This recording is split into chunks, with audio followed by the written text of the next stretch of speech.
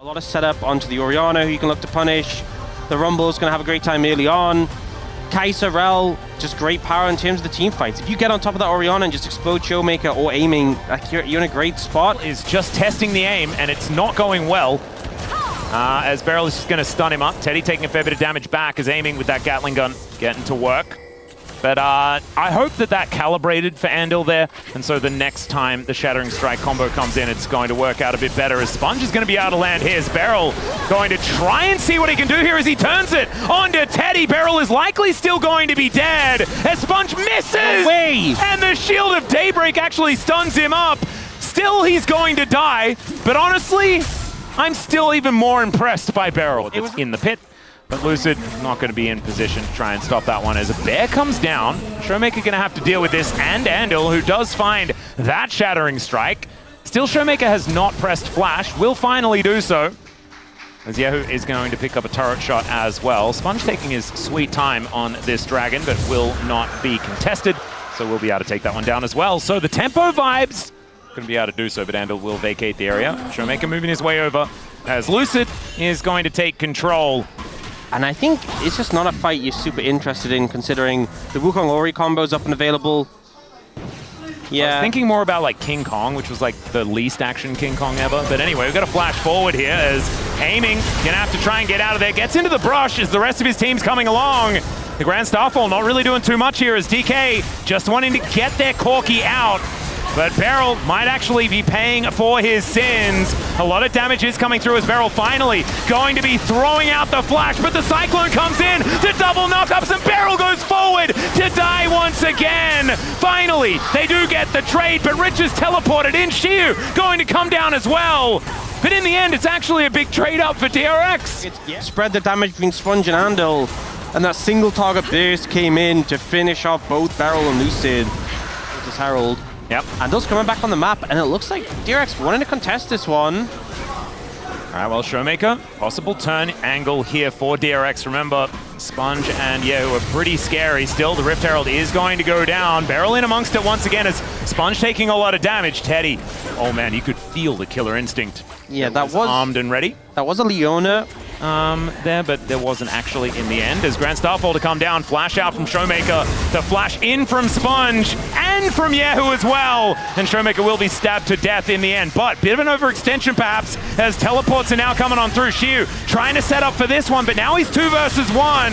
The rest of DK continuing the fight, but the Equalizer comes down. The Ram comes on in, and Shiu trying to stop Yehu from doing much more, but the Acathian rains down, and Teddy's able to take down the Monkey, now aiming, having to deal with this. He does do a fair bit of damage, and Beryl is going to be once again falling. Aiming, surviving is a big deal, but this is also sole point for DRX. Good cleanup there from DRX. You know, the target selection's great. They take out Showmaker on the bot side, and then Teddy finding an angle to punish, to take out Lucid.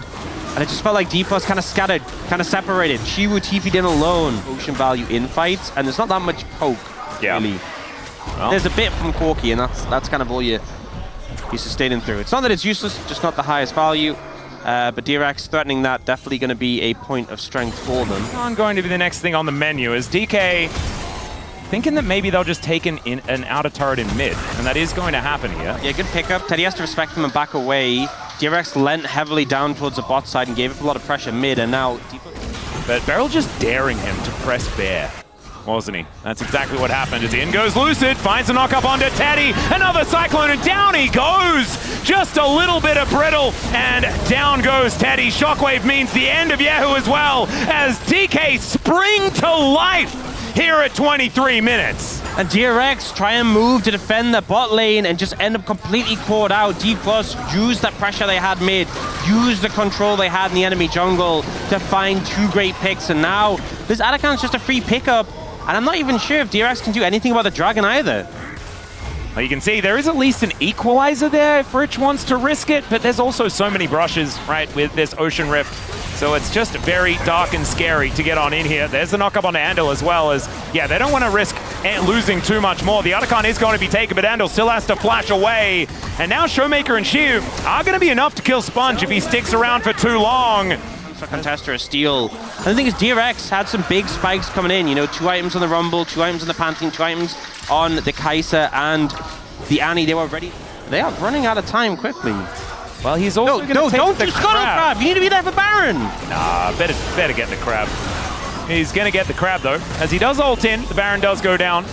What? Crab wasn't even secured, so not even going to be able to get the Consolation Crab. That passes. I mean, you can't just kill the Rumble. You just don't have the damage. Well, Yehu is going to get missed by a Zenith Blade. Shoutouts to our previous series as now Showmaker gets dove on by Sponge, but that is not really where he wants to be. Showmaker and Aiming are actually cut off by from the rest of the team though, and Teddy is free hitting. Okay. They still just can't get in, as Aiming now might be able to help his Ornn make his way out. But that is way more than DRX could have ever hoped for. Building towards G8 for Adam number 3 when that comes through. It's going to be very, very scary. Same to be said for Sponge though. As Lucid once again going to get engaged on, but Beryl very happy to just tank up as much as they want to dish out.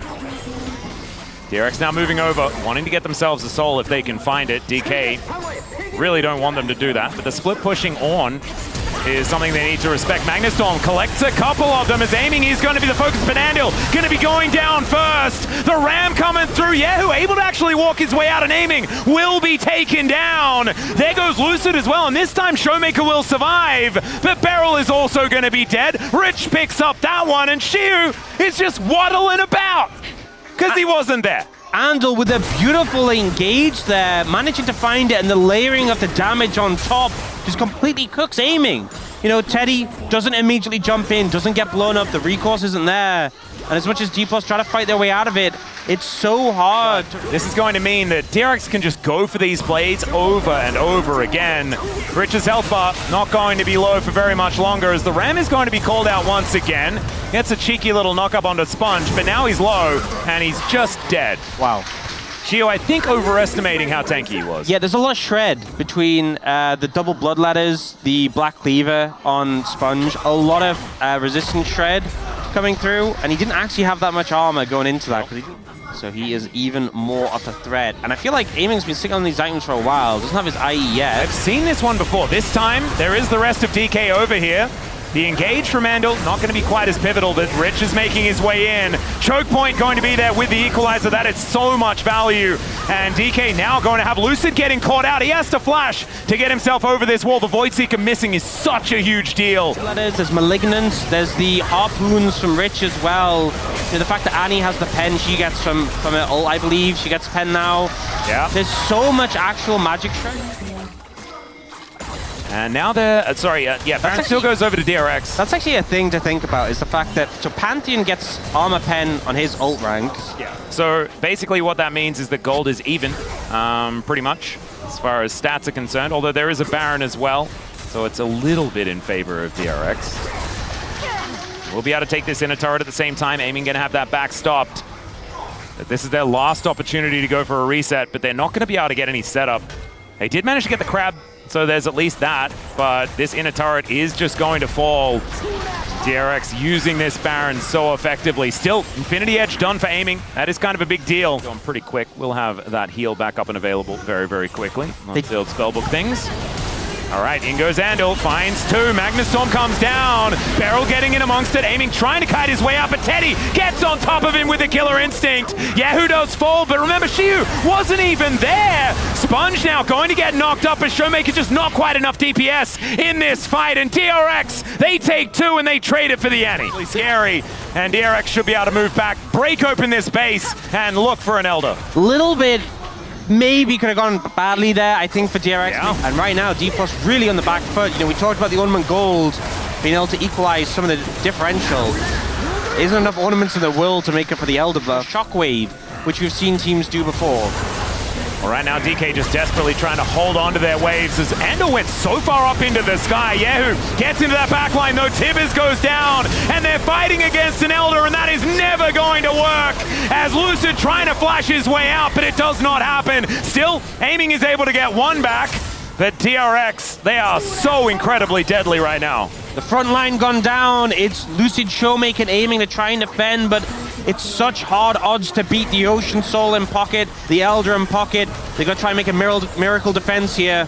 Yep, Lucid getting poked out by these Void Seekers as well. If 2 more of those land, I mean, he's just dead. As the Warrior Trickster does come on through, there is another Void Seeker to connect. They are dealing with these waves relatively well, as there is, of course, a Corki and an Orianna. They can actually handle that. But first Nexus turret is going to go down. Rich wrapping around to try and get the pincer move, and it's going to work. He roasts them all as the double comes through, and the Nexus will go down. 39 minutes! These were some of the best highlights from today's matchup. Which moment was your favorite? Let me know in the comment section below. This is OP, and I'll see you tomorrow. Take care.